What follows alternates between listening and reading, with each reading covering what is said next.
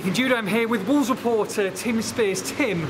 Nathan. Bristol City 1, Wolverhampton Wanderers 2. 10 points clear.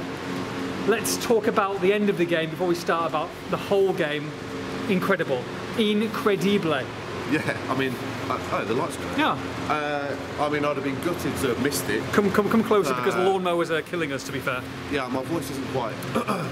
That's what 4 days on the booze does to you. All right, steady on. Sorry. You killed me there. What was I saying? Oh, I'd hate to have missed it, Nathan. I'd hate to come to. I'd hate to come to most games, games as you tend to do, and leave early because you're going to speak to the old fans and miss the moment of the season. Oh. I mean, you know, the one thing that's been lacking for me this season is that kind of moment, because as amazing as it's been, a lot of Wolves' wins have been quite regulation. Sure. We haven't had that dramatic last-minute winner. Shut up, man. This bloody Mo is so annoying. Have a word. In those circumstances, you know, down to 10 men. Talk me through it. Coming from behind. Everything was against Wolves. Bart sent off. Nuno sent off. Yes. Hit the post. Yes. And then Bristol City score. And you just think.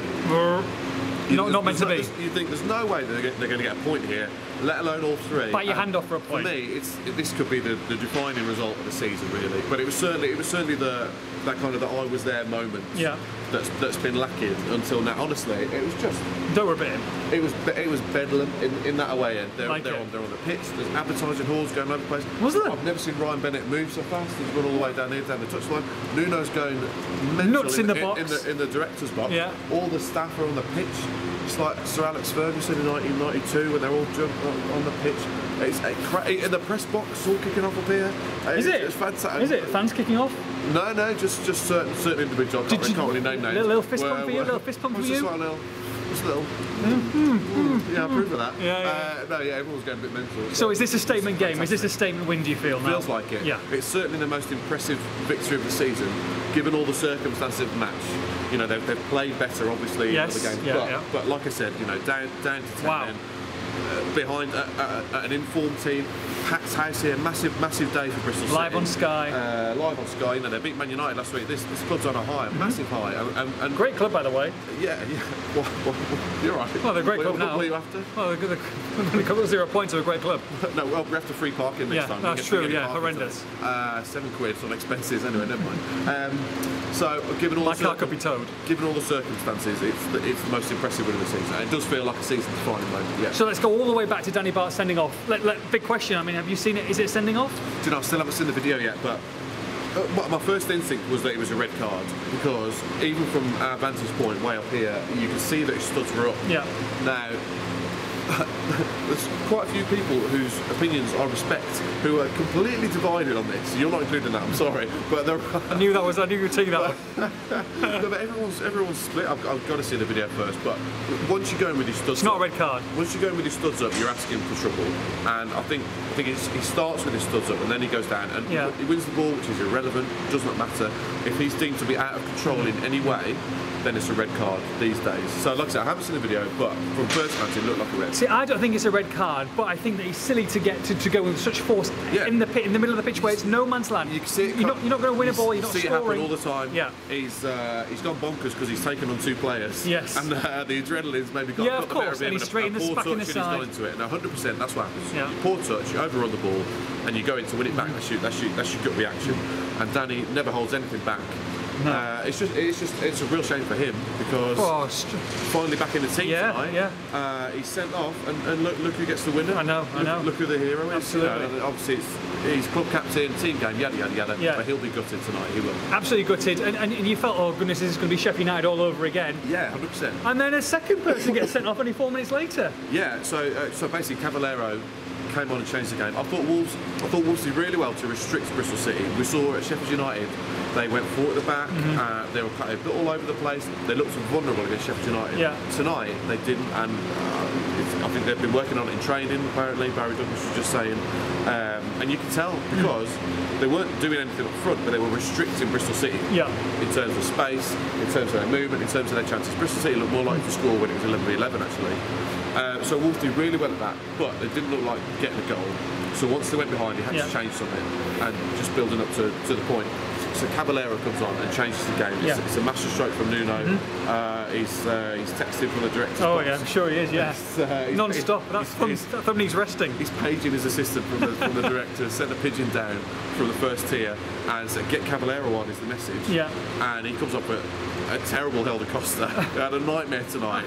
Everything he touched. He wasn't his best. That's a bit harsh. Everything he touched turned to what? Turned to rubbish. Terrible. Oh, it's one of those days. Yeah. He had an awful game to where he's held that. Great from Nuno taking Bonatini off.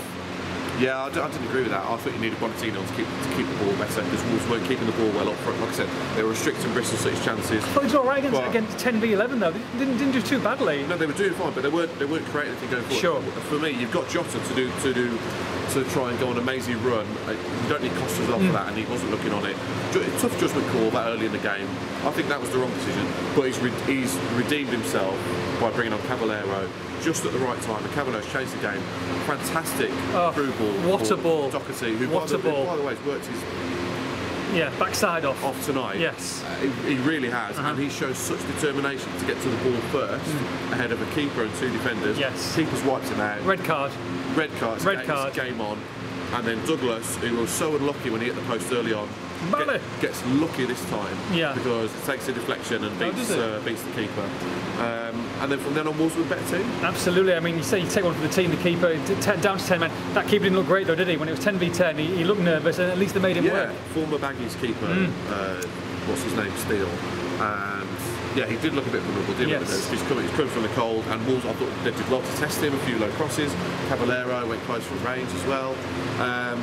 And it looked like it, but Wolves were a better team, but it looked like it was going to peter out into a one-all draw that Wolves would gladly have taken at the start of the night. Absolutely. For me, let alone, but I mean, before the game kicked off, let alone after 18 minutes when the manager and the captain have both gone. Sure. So to get all three is just phenomenal, Nathan. I mean, absolutely phenomenal.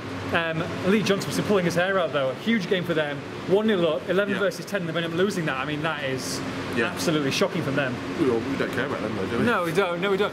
It's not going to the Bristol Post website, is it? Looking as the game. You're right, Nathan. Do you know what I mean, though? You know what I mean? Like, it's huge for us. Like you say, it is a statement game, and now they go on and 10 points clear. Can anything stop them? You said, I'm going to come back to this, because you said in these 4 games, you said if they get 8 points, it's all over. It's all over. Well, they've got 10.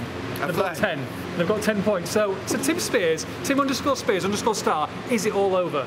It's not all over, but I think Wolves will win promotion this season. Yeah. Yeah, is that the first time you said that? Yeah, I think so, yeah. I don't see what's going to stop them. They look unbeatable at the moment, and they're playing like they're unbeatable. You know, the team, they're so confident. Yeah. They've suffered a couple of dips now with form and injuries and a couple of suspensions. You know, Bonatini's been off it, Jota's been off it. Yeah. Caballero dropped tonight. And yet they still keep winning. It's incredible. Week after week. And for me, this last week, these 2 games, Millwall and Bristol City, I was convinced. You were nervous. I was convinced that the unbeaten run would come to an end and they'd lose one of them. They've not only come through unscathed in terms of injuries, which is fantastic, but they've come through with 4 points. They've increased their lead at the top of the table. It's dream world.